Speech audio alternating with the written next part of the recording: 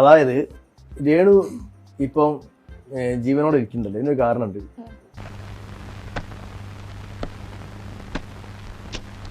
നമ്മളന്ന് ഒരു റീൽ എടുത്ത സമയത്ത് ഞാൻ പറഞ്ഞല്ലോ, അന്ന് 2 കറങ്ങളാണ് നമ്മൾ കറങ്ങിയത് ചാന്ത് പൊട്ടി.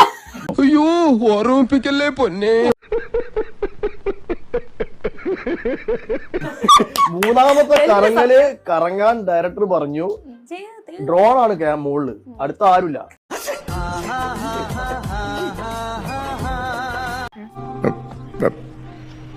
പിന്നെ രേണു എന്നോട് കറങ്ങാൻ പറ്റില്ല. ഞാൻ പറഞ്ഞു രേണു നീ കറങ്ങണ്ട, മൂന്നാമത്തെ കറങ്ങിയ തെര കൊണ്ടുവന്നില്ല, നിനക്ക് വെയിറ്റ് ഇല്ല. അന്ന് ഞാൻ തടഞ്ഞത് കൊണ്ടാണ്, അല്ലെങ്കിൽ രേണുവിനെ കടൽ കൊണ്ടുപോകും.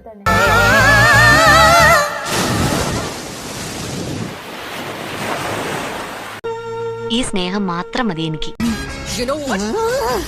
അതാ പറഞ്ഞു രേണു ഇപ്പം ജീവനോടെ ഇരിക്കുന്നതിന് എന്നോട് നന്ദി പറയണം.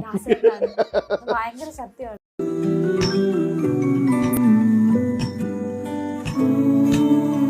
ആ തെരയിൽ ഇതിന് ശക്തിയില്ല. രേണു എന്റെ മോള് കിടന്ന ഉരുളും ഞാൻ അറിയുന്നില്ല, വെയിറ്റ് ഇല്ല, രേണുവിന് വെയിറ്റ് ഇല്ല.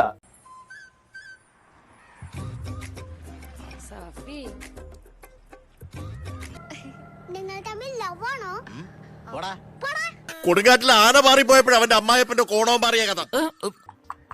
അതുകൊണ്ട് ഞാൻ അറിയുന്നില്ല. പക്ഷെ അടുത്ത ഇതില് തെര വന്ന് രേണുവിനെ കൊണ്ടുപോകും.